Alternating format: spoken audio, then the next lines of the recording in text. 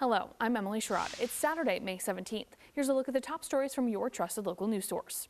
A Cedar Falls resident has died after an accident in Floyd County Friday night. Iowa State Patrol says around 8 o'clock Friday night, a box truck was heading west on County Road B60 when it failed to stop at the intersection of Highway 14 near Marble Rock. That's when the truck hit a Jeep Trailhawk. Both vehicles went into a ditch and the driver of the truck was ejected. They were pronounced dead at the scene. The driver of the Jeep received minor injuries. The names of both drivers are not being released at this time. The Dubuque County Sheriff says he's refusing to sign on to a Trump administration demand due to concerns over staffing. Sheriff Joe Kennedy says he won't join the federal 287G ICE task force program. This authorizes local and state law enforcement to carry out federal immigration enforcement efforts. Kennedy called the directive heavy-handed and says deputies could be pulled off the streets to do ICE work, and the department barely meets minimum staffing levels. However, refusing to sign means Dubuque will be put on a list of sanctuary designations, and the Attorney General could threaten federal funding to force counties to comply. Police say a Cedar Rapids man caused more than $10,000 in damage at the Coralville Transit building.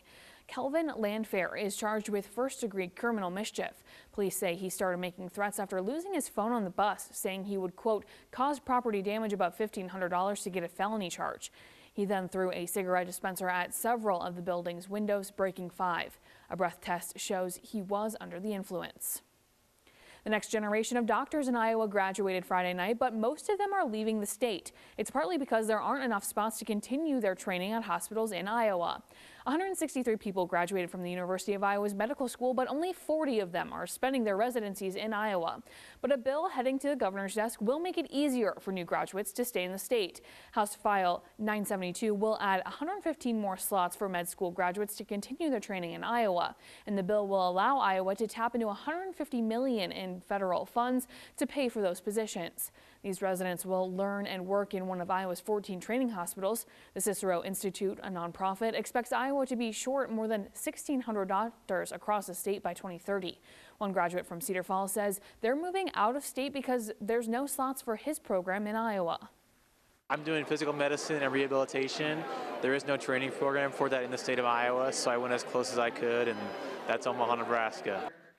2 other graduates who spoke to TV9 about this new bill were very positive about its impacts on the future of medical student graduates.